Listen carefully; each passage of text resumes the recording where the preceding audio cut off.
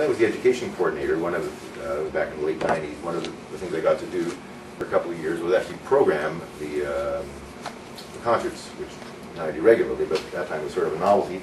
So I thought, what if we did a concert featuring the music of Haydn, and Haydn's one of his great jokes, and it's a great visual for the kids, is his Farewell Symphony. So in Haydn's Farewell Symphony, this is the scenario.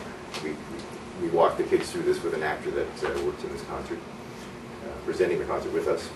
So Haydn is with his orchestra, and they're on the Esterhazy estate. Prince Esterhazy was his employer. So they are on summer vacation. For the court, for the musician, there's no vacation. They're working every day, and they want to go home.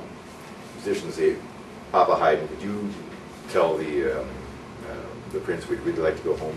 So, wanting to be discreet with royalty, what he did is he wrote a piece called the Farewell Symphony. And in the fourth movement, near the end, 2 by 2 or so, the musicians begin to leave their stage, indicated in the score. The musician leaves, turns out his light, until at the end of the symphony there are just 2 players left. The big hint is, please let us go home. So that's the Farewell Symphony. It's a great visual, it's funny.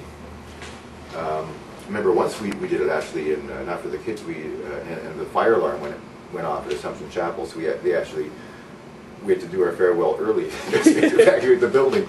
Anyway, with the kids we did it, it worked out right. So I thought, what about writing a companion piece called the Comeback Symphony, or Symphonietta? And so I wrote a piece where it just starts with 4 players, and then gradually musicians come back and sort of celebrate to end off the concert. So anyway, my thinking was, well, kids like repetition. What if I did one tune, and just keep on repeating that tune over and over again, and then have some other stuff in between. The tune goes like this. Like